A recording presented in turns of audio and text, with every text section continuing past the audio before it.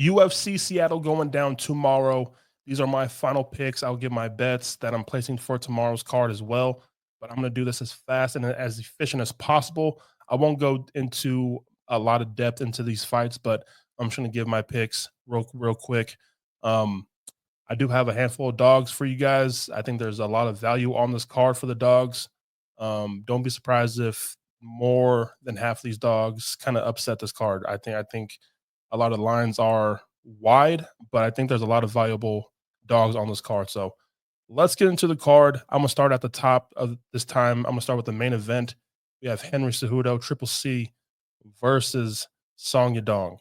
Um, so I'm gonna go Henry Cejudo in this fight here. I know Song Yadong is young. He's learning. He's explosive hands. The striking is great. He has been at Team Alpha Male for a while now, and I feel like his wrestling is coming along. The takedown defense, he can scramble up back to his feet if he is to get taken down. I do think Henry Cejudo is I think he's a bit much. I think the OG, the experience that he has, being a former champ, the Olympic gold medalist in wrestling at a young age, I think all that experience is going to come into play for this fight. And it's not like Song Yadong is bad and he's fought a lot of good competition, but he has never fought someone with the wrestling credentials like Cejudo. And I think Cejudo, yeah, people they don't like him. They think he's cringe. He did retire a few years ago. He came back and he fought Aljo. He lost to a split decision to Aljamain Sterling, who was the champion. And I think he might have edged that fight out. And it was a really close fight.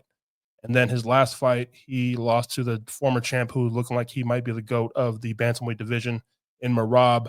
I think Henry Cejudo still has some hunger left in this game to give.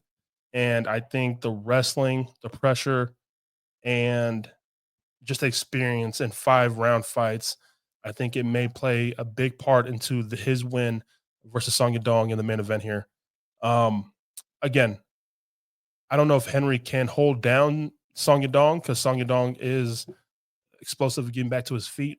But I think just the constant takedowns and the takedown attempts could add up. And I think Song Yadong could get tired just from the takedown defense, trying to, work his way up against the cage. And all that can play into Song Yadong just fatiguing late into this fight. And I think Henry Cejudo can run away with the rounds 4 and 5, and I think win 1 through 3, which is one of those rounds. I think he wins 3 of these rounds. I think Henry Cejudo wins by decision here. So that's dog number 1, Henry Cejudo by decision. And in the co-main event, we have a rematch. We have Brendan Allen versus Anthony Fluffy Hernandez.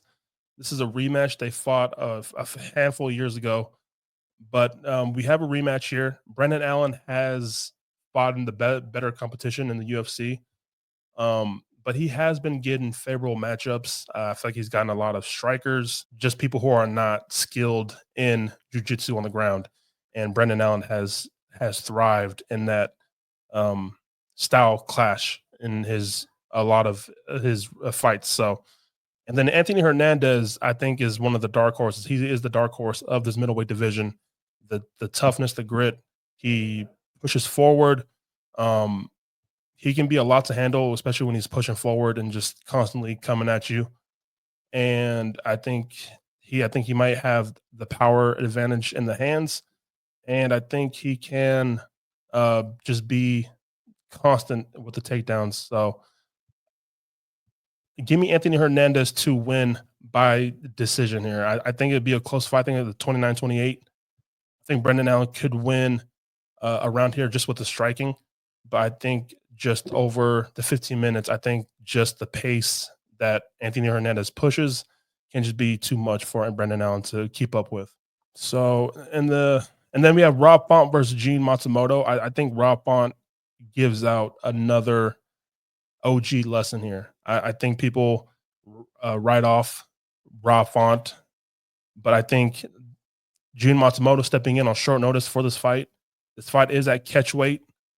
They are fighting at 140, I believe. But Gene Matsumoto is young. He's 25 years old.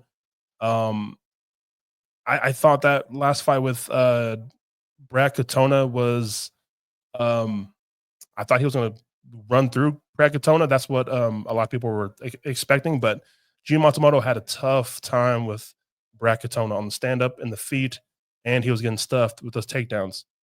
Um, yeah, I just think this is a big step up, and on short notice with no full camp, this is a lot for Gene Matsumoto to handle. I think Rob Font can handle his own on the feet in the boxing, and then I think Gene Matsumoto just doesn't have the wrestling to get this fight to the ground and hold Rob Font there. Rob Font is at TriStar. He's working harder at getting back to the feet. Yeah, he's still the takedown defense is still a bit maybe below average, but he is doing better at getting back to his feet. I mean, he got back up to his feet against Figgy and Corey Sandhagen. So he is doing better at getting back to his feet. But yeah, I just think this is a big step for a young kid like Gene Matsumoto and someone with the boxing and striking like Rob, who I think can keep this fight standing. Yeah, give me the boxing and striking of Rob Font to upset here. So I'm gonna go Rob Font to upset Gene Matsumoto, and that's my dog number 2 right there. So next fight we have Gene Silva versus Melsik Bagdasaryan. So a lot of people are very high on Gene Silva. They're high on the fight nerds. They're high on the gym that he's at. This guy is very, very exciting. He's very, very exciting to watch. He has a pleasant style for the fans, and the striking is great. The grappling, I think is still, I think it's good, but I don't know if it's like great top tier, but it's there. And I think he uses it for more of a defensive mechanism and then to get the fight up to the feet and use his power to get the fighters out of there. He is coming off an impressive knockout over Drew Dober. Now, Melsik Bagdasaryan, he gets a lot of hate, and I get it. Like losing to Josh Kulibau isn't something to feel good about, especially how it happened. Getting subbed in the second round after winning the first round to Josh Kulibau. But I think Melsik Bagdasaryan and what a lot of people are not seeing is that he is training with ATT. I think he got some help from DC on his wrestling. I think his wrestling has been evolving, and I know he hasn't fought in like a year or something, a little bit more than a year. Yeah, a year and a half. He hasn't fought in a year and a half, but he has been working on his wrestling. I think we may see that improvement in this fight. Now, if this fight is on the feet striking, Melsik has nasty kicks. He can fight on the outside well. Gene Silva is going to be there with the just kind of stalking him. I think he's going to look for to load up and throw the power. But I just he might catch Melsik, but I think Bagdasaryan. I think we're going to see a new and then kind of improved Melsik Bagdasaryan here. I'm taking the dog here. I'm going to take a shot on Melsik Bagdasaryan to win 2 rounds just by the activity and the output. I'm going to go 29-28 Melsik Bagdasaryan by decision. Gene Silva is stepping in on short notice, I believe. But I believe in the growth, and I think we're going to see the wrestling kind of play in a factor here with Melsik. And I'm going to go 29-28 Melsik Bagdasaryan winning this fight. So that's dog number 3. And then the fight to open up the main card, we have Alonzo Menifield versus Julius Walker. Now, Julius Walker is a very, very popular underdog for a lot of people on this card. I think they're trying to fade Alonzo Menifield just because he has terrible IQ. He makes bad decisions in the octagon. I totally get it, but Julius Walker is not proven, and he was training for a heavyweight fight before this, and then getting the call to step in on short notice for against an OG like Alonzo Menifield. I don't like the spot for the underdog. I'm going to take the OG here. It may come back to bite me, but I'm just going to go with what I know and who I'm comfortable with. And after watching the tape on Julius Walker, I just did not see anything that maybe the grappling submissions if the fight gets to the ground, but I think Alonzo could just kind of thrive here on the feet. And if this fight gets to the ground, yeah, we'll see. And if Alonzo gets tired, and this fight gets to the ground, it could be a big.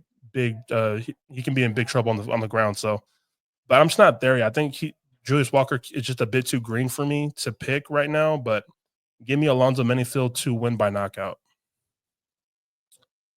Feature prelim, we have Ian Kutalaba versus Ibo Aslan. Now, a lot of people are very high on Ibo Aslan. I am not.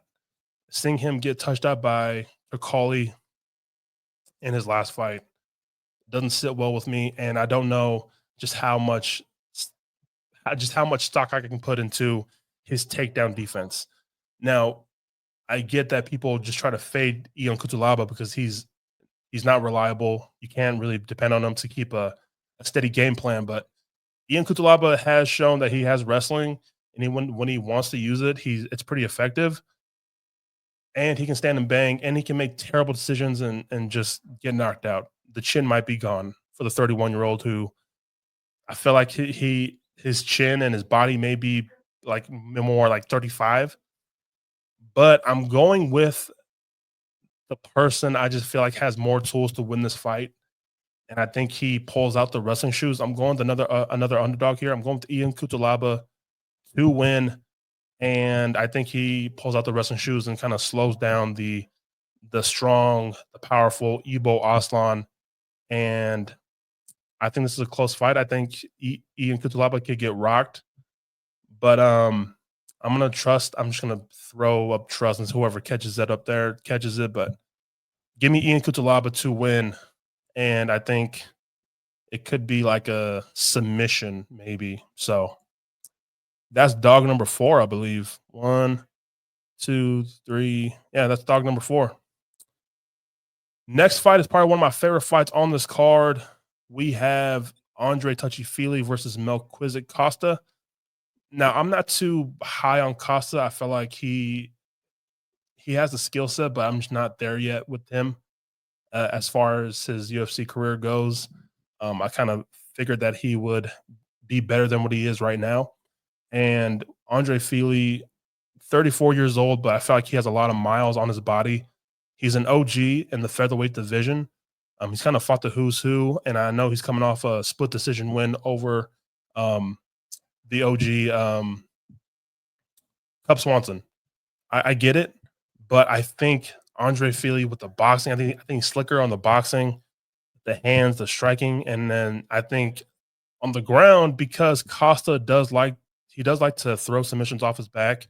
I feel like he is more accepting on being on his back and throwing up submissions off his back. It doesn't sit well with me that he does accept that. So give me Feely to win by decision here. So give me Andre Feely. That's dog number 5, I believe. It's a very close line. It's even line, but Feely looks like the underdog in that fight.